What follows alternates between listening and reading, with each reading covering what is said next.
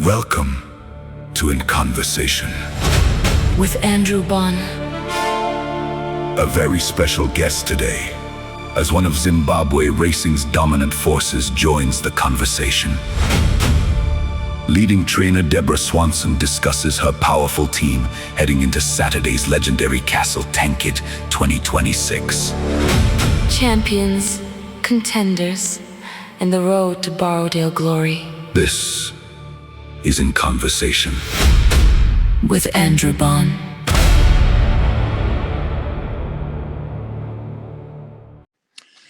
Well, folks, as we promised, we have a very special guest joining us today, all the way from Harare. And this is Deborah Swanson that's joining us, and she has no fewer than 8 contestants in the famous Castle Tankard, the longest running sports sponsorship almost in the history of sport, other than the J&B, which ran for 35 years. But it's a long and illustrious association with this great sponsor. Deborah, thank you very much indeed for your time. Thank you for inviting me to come and chat to you. Thank you for showcasing our most prestigious and exciting race of the year here. Well, there's nothing like word of mouth to spread the word. And the bottom line is that a guy by the name of David Safi has been very actively instrumental in carrying the message of international racing, not least of all Borrowdale Park, and hosting the YouTube channel, which is the way in which people get to see this great spectacle unfolding. I've clicked on the internet and I've seen a couple of news items that have been very informative. But I mean, it's almost unheard of to have 8 runners in a field of 18. It's just absolutely unbelievable. And as we were discussing before we went on air, you said, I wouldn't be surprised to see any one of these runners bring home the bacon on Saturday, because it's a very evenly matched field. How does that transpire? How does the country's most famous race have a field that's so evenly matched? Well, every single horse has earned its pleasure. Everybody aspires to win the race, so they all purchase and program their horses for this race. We do have some horses that are more sprint orientated, but they've certainly earned their pleasure because they've been tested over a little bit further and run well. So they've all earned their place here. And as I say, every single one comes in with good form and very much has a chance. It's a bit of luck in running. Run the race 10 times, you'll get 10 different results. So it's going to be a very interesting race. Okay, well, let's talk about luck in running, because I've had the privilege of going to Borrowdale Park, not actually on a race day. I was visiting a friend of mine that I used to run with. I used to run the Comrades with a guy called Danny de Charmont. And he was married to a lady by the name of Claire Watson, and their family were very involved in racing in some way. And I was overcome by the width of the track and what a fantastic surface it was. Is that still the case today? That is the case today. Possibly not for too much longer, sadly. But at the moment, yes, we've still got a lovely big wide course. They do put a false rail to try and get a nice even flow as they come into the straight, so everybody has a nice chance to get a position to make a run up the straight. Okay, so off the top of your head, more or less, is the straight 400, 500, 600? How long is the straight? The 600 meter straight, yeah. And a very nice undulating bend into the straight. So it's a very fair course. And it's a right-hand bend, very much like Turfentine. Yeah. Okay, right. Let's cut the cackle. Let's get to the chase. Let's start off with your first representative, with Jaegermoon sadly having to be scratched. River Power is a contestant that has won 4 of his last 5 starts, and Ozzy Notes climbs aboard. Yes, I don't know Ozzy. I will meet him with pleasure on Saturday. River Power is a very talented horse, a very classy individual. He was my Triple Crown winner last year. I probably should have run him in the Tankard last year, but it was just too close to the Derby, and I just didn't think it was in the horse's best interest. I thought I'd go for one of the other 2 big races, and unfortunately they all fell away. So Castle Tankard's the only big race we have now to race for. So he's been in training with us. His main aim this year. Fortunately, we've had a few niggles with him. He's strained a muscle in his back, which we've worked really hard to get right. We've got it right. But that has meant that he's coming into this race carrying top weight, but no prep runs. I've worked him at home. I've galloped him at home. He's done everything I've asked in great style, as he does. He's a really, really classy sort. But obviously not ideal not to have had a run or two coming into this race. But yeah, he's earned his points. That's why he's carrying top weight. And I've done my best by him at home. So yeah, well, he's the son of Global View, and our horse of the year last year was Dave the King. So Global View, who stands at the Ascot Stud, needs absolutely no introduction. Okay, let's get on to September Flower. 3 wins and 2 seconds out of the last 5 starts that September Flower has been participating in. She's a filly, a 4-year-old filly, but she's very, very consistent. Absolutely. She was a big contender in the Triple Tiara last year as a 3-year-old, and she certainly carried on her 4-year-old career with very strong form. She raced in our Independence Trophy, not well in at the weights, and still managed to hammer the field. So she's had a few points for that. That's why she's now carrying one of the top weights, which is a bit unfortunate for her. But she earned them, and I'm sure that her trainer's very happy with her prep going through into this race. So a lot of weight for a filly to carry, but like I say, she's earned them. She did carry the weight and beat a lot of these contenders last time out. So yeah, she comes in there with some strong form. Well, we know a lot about Philisande Mkholi. He's a very, very good rider here in South Africa. Tell us a little bit about the trainer. So for people who are uninitiated to Borrowdale Park Racing, we'd like to know a little bit about Mrs. Parham. Amy Parham, she's won her fair share of graded races in Zim. Mike Mallet works underneath her. He actually does most of the work on the ground now. But yeah, they know how to prepare a horse for a big race. Amy's been very successful, and Mike's been very close working with this filly. So yeah, they've got all her bits and pieces covered there. There will be no doubt that they'll have her. Adrian Nydam has been at the yard as well quite a lot with Mike and Amy. So they've got the whole team backing up their runners in the Tankard this year. So I'm very sure that no leaf will be left unturned. Everything will be as it needs to be for their horses going into this race.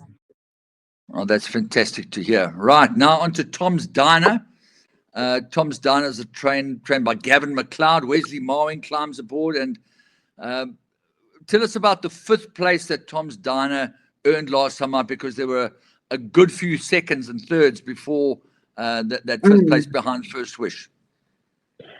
Look, it's a funny race. It was a prep run. Gavin, he's our longest standing trainer. He obviously knows how to prep his horses. It was a prep run for the Tankard. So I presume that was all in order for him to bring him on for this race.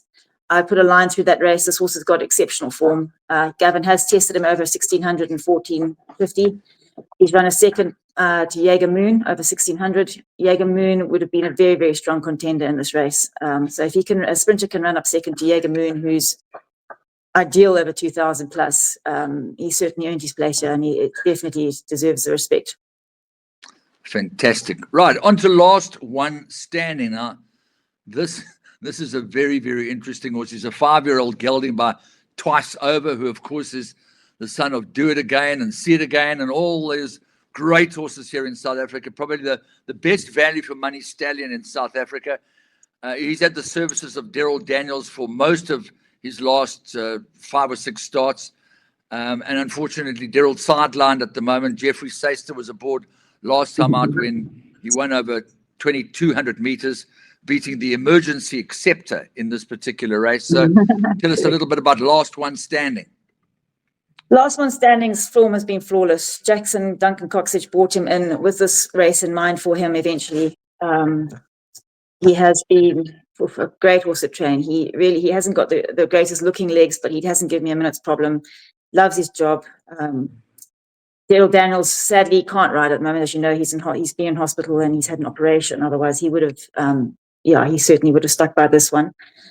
But Jeff Seister got the ride the last time. He opted to ride him that was his choice, as my stable jockey, out of all the horses who are accepted and nominated. So, he's second favourite on the tote. I think he's a worthy second favourite. He can run from anywhere. He travels easily. He's a easy horse to ride. He's got no flaws. He's just honest sort who just always seems to find the line at the right time. Yeah, he's going to be one of my roving bankers. Absolutely sure about that. African Beat from the Thomas Mason stable, and Matthew Thackeray climbs aboard. How bad is draw 18, or with a 600 meters straight, do you just tuck it and hope for luck? Nobody wants to draw 18, but to be honest with you, I've never been scared of these outside draws, particularly we've got that lovely long back straight. So if your horse doesn't jump onto him, you've got that whole back straight. It's about 600 meters, 700 meters on the back that you can actually find a nice position before you take the bend on the way home. So it's not a terrible draw at all. And sorry, I've just had a dog jump through my window and harassing mine in the office. Excuse that. Lindsay, please will you get him out? Tommy, sorry. Tommy Lawn has arrived. Yeah, he heard Tom's dying. He thought you were calling him. Maybe he did, yes. So maybe he's coming here. Here he is. He's a very naughty little dog. Oh, sweet. Through my window, gave me quite a fright. I thought it was a big rat running in. So back to African Beat. Yeah, look, she's a feisty filly, and Tom would have gotten her perfect for this race. Draw 18. Sometimes it's better to have a wide draw than some of the early draws because the horses all jump and they go and they try to position. So if you don't jump well in an early draw, you can get overcome and get a lot of traffic trouble with cover. So yeah, 18 is not ideal because you are covering the most ground, but it does give you options up that back straight to find a nice posse, and there's time to do it. Okay, then we move on to First Wish. She's the daughter of Master of My Fate, out of a Judd Pot mare, typical Fastfontein pedigree. She only had the one start over 1,200 meters, obviously a little pipe open on the 17th of April. And she hails from Port Elizabeth. She's had a good few wins. Is she in this class? I would certainly say so. Obviously, we haven't seen much of her. Peter Moore and Adrian Nydam love the Fastfontein horses, and she's obviously coming here in peak condition from Alan Freef. Yeah, she looks superb in her first start. As I say, as you said, a pipe opener. Her form was always better over further, and she managed to annihilate our horses over the sprint. So, yeah, I think she is a worthy favourite, and she's definitely a horse that deserves full respect. She's been here long enough now to have seen the course and acclimatised and everything. So, yeah, I'm sure she's going to be a very strong contender. Adrian Nydam knows the rest of the horses. He knows what it takes to beat them, and he's a very clever man. So he wouldn't have brought this filly up if she didn't have an outstanding chance. Yeah, I'm looking at her form in Port Elizabeth. She's been campaigning over 2,000 meters, 2,400 meters. Obviously being by Master of My Fate, who was by Rakeen out of a Judd Pot mare, there's no question about her stamina, and her well-being is also not in question. So she could be a little bit, well, if you say that is she currently favourite for this race? Yeah, she's favourite for the race, yeah. So from the favourite, First Wish, with Chase Morjan aboard, we go to Magic Exist, and she is the mount of Pierre Cornet Orfer, who's doing awfully well here in South Africa. Magic Exist in the same colours as the horse that was scratched from this race, has recorded 5 consecutive victories, with a third behind River Power and another 3 consecutive victories before that. So this son of Alado is mighty consistent and clearly appears to be way above average in terms of talent. And Pierre Cornet for good selection for the rider. Great. I'm glad you given me your seal of approval. Excited to have Cornet come up and ride for us. He normally comes up for Tom Mason, but he couldn't ride the weight on Tom's horses, so I managed to be lucky enough to get him to ride one of mine for me. So Magic Exists, he hasn't taken on the big guns yet. I have tried to be very clever where I've raced this horse and race him in lower sort of company. He has beaten some of the horses that are contenders in this race. But yeah, he's got his 4 points, 6 and 5 points every time he runs and wins. And so he's certainly earned his place again in the race. He's on collateral form with horses and work. He's definitely holding his own. But it is his first time in with taking on the big guns in a big race of this nature. So yeah, we are very excited to see how he copes with them. But his form coming into the race is flawless. His work has been exceptional. I must admit, Daryl Daniels, who's ridden all these horses out of my yard, has said that he thinks it's between Last One Standing and Magic Exist from my personal horses. So he thinks that those are the two coming in with the strongest form. He hasn't ridden all of them, but he's ridden most of them. So yeah, we're very hopeful with this little son of a lotto. One's got to value that opinion for sure. Okay, then on to Action Zone, and Action Zone had five wins back to the 10th of May last year, and then hasn't managed to find the winners enclosure, but has run second, third, fourth, mighty consistent, and there is collateral form between September Flower, Jaeger Moon, Tom's Diner, so definitely not by any stretch of the imagination needs to be excluded. No, he won this race last year. Tom Mason, his trainer, seems to think that he is more of a miler, but he pulled it off last year. He went to the front, he dictated it, and ran a super race. I mean, none of us could catch him. So Tom is also a very clever trainer. He would have been placing this horse effectively to look after his merit rating. And his points have come down quite nicely, and I think he's come into the race with a very healthy weight. And if things go his way like they did last year, he's certainly a big contender. He hasn't been far off many of the big guns that he's taken on, so he's certainly a horse with a huge shout again. I'll make absolutely sure that Lennon Maharaj doesn't get to see this broadcast, because he might just up his merit rating despite the fact that the weights are out. Okay, right. Ideal View. Another one of your entries. Calvin and Gorwell climbs aboard. And, well, what can you say about Ideal View? First of all, he is a son of Global View. So there's no question about stamina there. And, you know, also 2 wins in his last 7 or 8 starts, but also knocking at the door and collateral form, as I say, between Jaeger Moon and September Flower. And last one standing. This horse is, he actually won this race for me 3 years ago. I've only managed to win this race in my own right once, and he was the one who pulled it off for me. In those days, he was carrying 52.5. He's a very classy horse. He looks the part. He's dappled like a leopard all year round. He is 7, so he's getting past it now. This will be his last Tankard. We'll probably let him. He's got a line of people looking to jump him after racing. He's sound. He's a very happy horse. I did personally think that he was just making up numbers about a month ago, but he'd earned his place there, and I thought, no, he's got to have a go at his last Tankard. But this horse certainly in the last 4 weeks has blossomed. His racing form has got stronger. He's finding his confidence again. I think he could pull off a big run for his partners in this race. He's just turned the corner, and he's just in a much better place than he has been. So I'm quite excited to see what he can do on race day. He certainly knows his way back to the post, and he can run from the front. He can run from switched off behind. Yeah, he's a game horse with lots of ability. That is wonderful to hear. And then on to another one of your contestants, and this one is Majestic Warrior. Majestic, I think I need to just check that it's Julius Mariba riding this horse. Yeah, that is correct. And he did win the Classic for Joe Sommer, so he's no stranger to Grade 1 victories.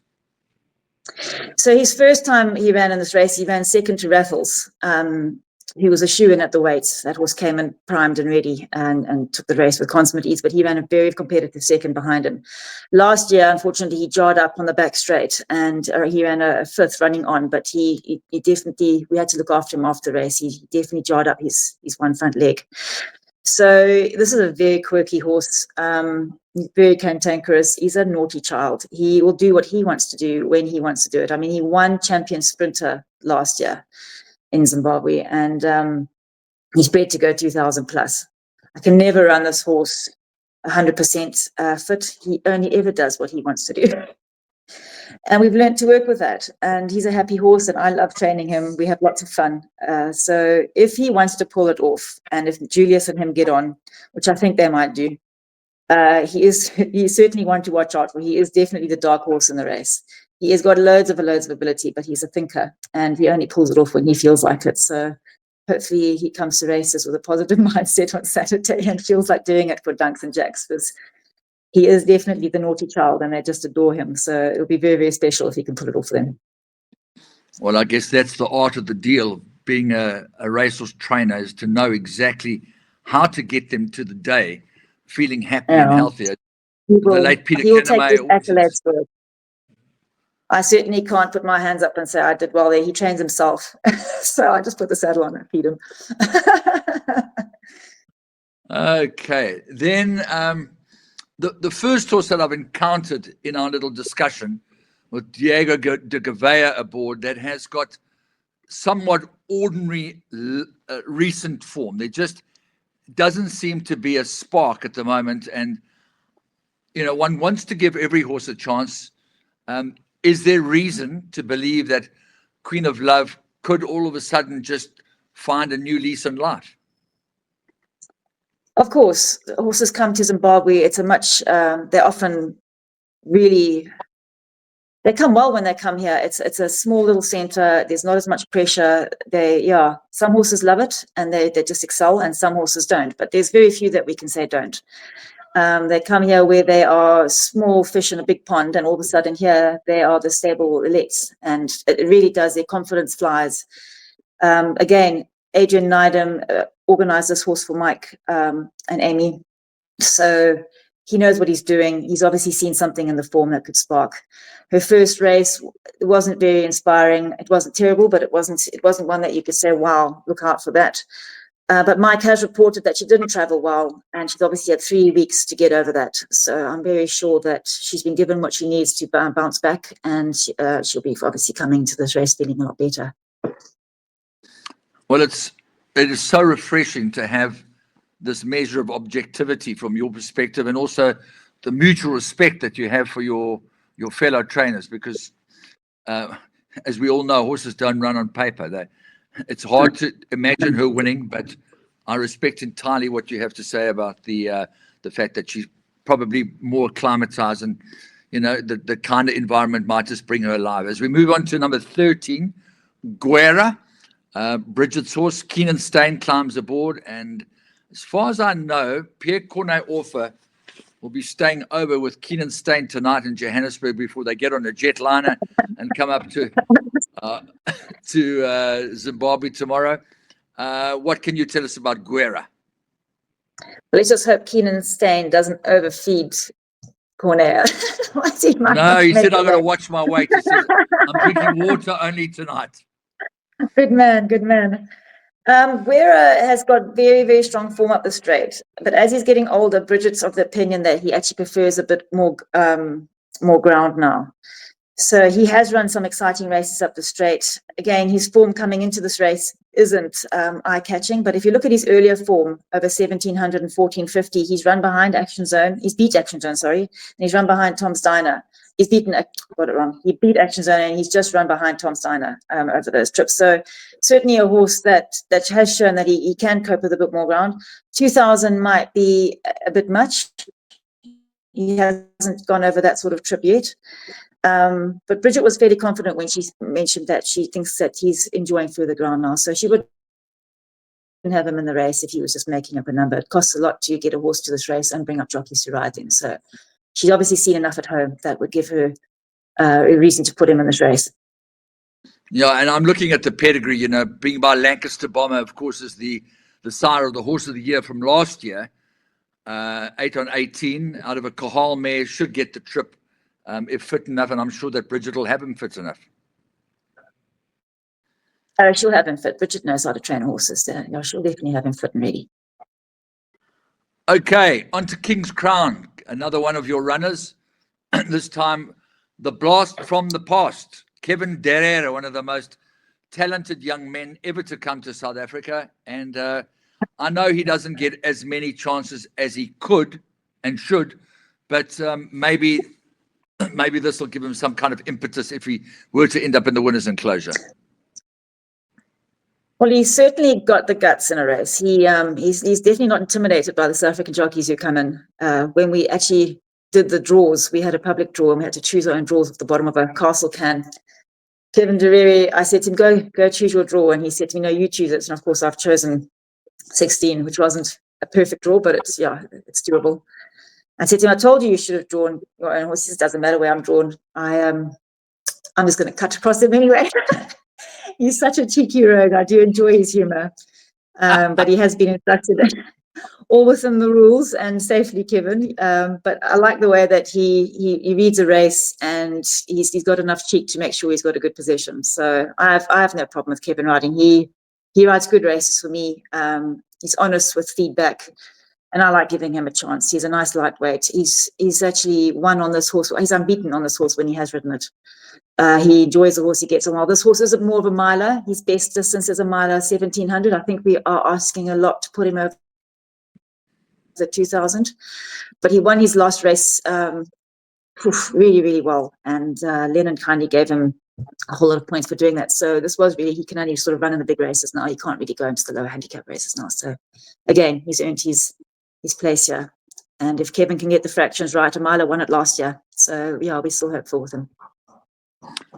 Okay, on to another one of your runners. This time it's Capola, who's a son of Skizzle, who's of course by Jetmaster, out of the Stormcat mare by Magog, Cecilia.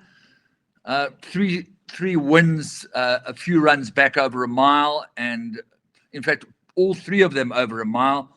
So I'm questioning the distance, but on the pedigree should get the distance, even though Magog tends to include more speed, although there have been horses that have won Gold Cups with, Magog in their pedigree. I've trained a few Skizzles, and they've definitely shown that they're stronger over a mile. But True Beauty won this race as a Skizzle, fully for Tom Mason a few years back. So when we bought this horse, we spoke to all the parties involved, and Jared Penny said that he is more competitive over a mile, but he does feel that the horse is getting further as he's getting older, and he thought that he would still be very competitive over the 2000.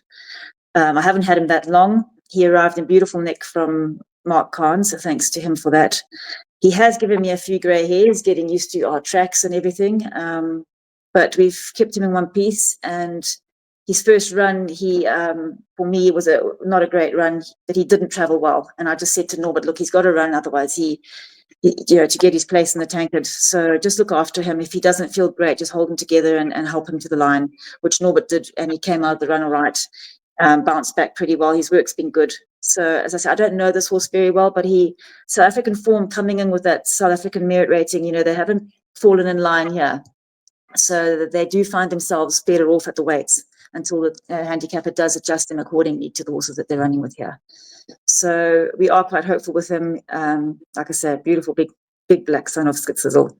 And yeah, he does turn your eye at track. He's a lovely looking horse. He's got a beautiful big stride. So I can't speak with loads of confidence because I don't know him as well as I know all my other runners, but we've worked very hard on him and we've got him here as good as we can.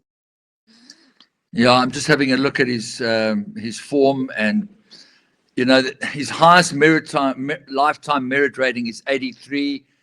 My gut feel tells me not good enough to win yet, but I'm not an expert on Zimbabwean form. He's got a ticket, so he's got to have some sort of a chance. He's run behind Fully Loaded. I really rate that horse. I've been trying to buy it off since it was a yearling, but I've never been successful. On that run, I would say he certainly has a nice shot here because I rate that horse very highly. But again, that was over a mile, which is a trip that he is confident over. So we are stretching him a bit and we are asking a lot of him. But yeah, fingers crossed that he can pull it off on the day. Okay, on to Thomas Mason's entry, Pocket Watch, with Mayasela Kajedi aboard. Looking at Pocket Watch's form, there've been a couple of victories behind when he beat Chili Bomb and She's Everything. Obviously at Borrowdale Park, and he's run 6 lengths off the Ultimate King, who's a very decent performer, but would have to step up for what I'm looking at. Absolutely. On his form with King's Crown, he's held by King's Crown, but that is, again, King's Crown is a miler and a very good one. So possibly over the further trip, being a master of my fate, I have a Judpot mare. I mean, we've had Judpots that have stayed all day here. So maybe up in trip, nice low weight on his back, bit of luck in running. Certainly not one that you could cross out. But yeah, I suppose on his present form on paper, you would say he would need to up his game a little bit more. Okay, well, one always needs to be pragmatic about these things, and that leads us to your next entry, your final entry on this particular card. Pragmatist, he's the mount of Nathan Klink. And, obviously the form is self-explanatory. 4 wins and a second in his last 5 starts. And even though he's 6, he's pretty lightly raced for a 6-year-old. Yes, this horse, we bought him on an online sale and he came up here and he didn't miss. He just went from strength to strength. His run where he ran second, he was carrying top weight in the mud. We had a lot of rain and it was a very, very heavy day. And he actually slipped his back leg coming out of the starting stalls and fractured the sesamoid bone. So still managed to run from Stone Cold last up to second and only getting beat by My Secret Place. He was in very, very good, strong form and carrying a lot less weight on that occasion. So obviously we were devastated by that because his aim was the Tankard last year. We've given him the time. The vets have given him all the go ahead. He's been back in training a good few months now. I've only managed to get one run into him. I didn't want to flatten him out, putting more in. He's only just peaking at the right time, but he's done the work at home. He's a horse who loves his job and actually tends to do too much at home. So I do think we've got the right amount of work into him. And nice low weight at 52. He's a horse who likes to run handy. He comes out the gate, he pings out the gate with great speed. So I think he'll overcome his draw fairly easily. No, I think he's a big runner and a worthy third favourite in Harare. Definitely one of my roving bankers and trifectas and quartets. And then we get to the tail end of the field. Bridget Sidolf has got 2 of them, Solo Trip and Kagura, who's a reserve entry, who gets into the race by virtue of the fact that Jaeger Moon sadly had to be scratched. But Jared Penny climbs aboard, the former of those being Solo Trip, who's got some pretty decent form if you look at it on the Form Grid's website. Yeah, Solo Trap came up as a 3-year-old for the Triple Crown for Bridge, and it took her a while to get this horse right, and she did. Wow, when she got him right, he really won his races with huge authority and excited the yard, I'm sure, no doubt. His last race, you can put a line through that. I don't think he was well on the day. He came home and Bridget found out that there was something amiss on the day, so you can put a line through that run. His form, the rest of the form going into that is pretty strong. So if Bridgie's got him over his niggle and got him well and fit, which is her job, and I'm sure she's worked very hard at it. Yeah, he's certainly earned his place here. He's a lovely, big, strong horse. And like I say, yeah, on his best form, he certainly can contend.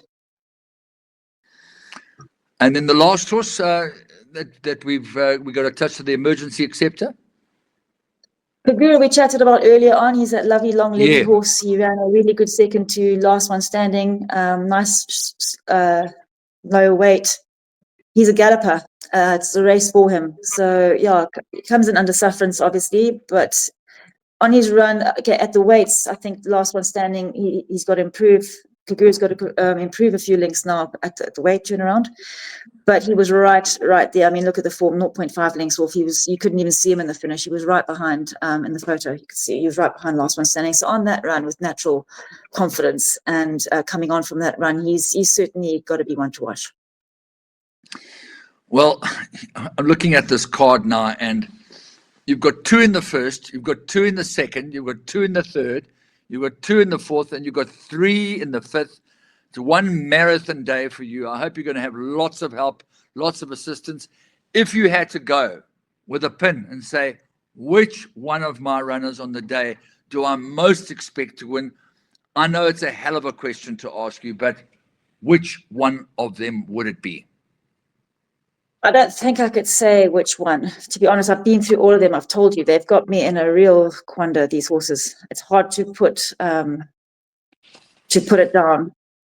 I think it's between the horses that are showing me the most at home would be the 3 horses, Last One Standing, Magic Exists, and Pragmatist. Okay. But every single horse will step forward to that starting source tomorrow with the best I know to give to them, and they all have as best a chance as I can give them, and I've tried to drop them up as well as I can. So, yeah, I can only say on form going into the race and what I've seen at home in work, Last One Standing, Magic Exists, and Pragmatist would probably be the ones showing the best. But yeah, watching this race is going to be very harsh for me. I'll probably stand there with my eyes closed and just open them as they go over the line, because I don't, may the chips fall where they may they all come home safe and sound, and may the best horse on the day win.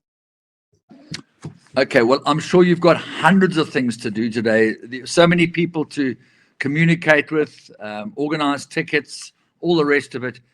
we wish we could be there, but we greatly value your time and really appreciate the fact that you've been able to give us such great insight into this wonderful race. And hope everything goes really, really well for you tomorrow, Debs. And Thank you look very forward much. to seeing you in South Africa, whenever that may be. We look forward to it. Thank you for giving us the time and giving us time to showcase our great race. Yeah, great of you all. Thank you to you and to Titch. Castle on you. Absolutely, lots of it. We love it here. Best beer in the world. You have to come and drink Zimbabwe Castle, the best. Yeah, I know. I have had it once before, and yeah, look, the mere fact that it has been such a long-standing sponsorship is testament to the way in which the Turf Club have looked after them, and vice versa. So may it continue forever and a day. May the forces somehow intervene and prevent racing coming to a grinding halt in Zimbabwe. But well done to you for all your hard work, and all the best to all your friends and Thank your fellow colleagues. You've been watching In Conversation with Andrew Bond, a special Castle Tankard 2026 edition, featuring leading trainer Debbie Swanson, discussing the runners, the chances, and the road to glory. From all of us here, thank you for joining the conversation. Until next time, follow the form, trust the insight, and enjoy the racing. This has been In Conversation with Andrew Bond.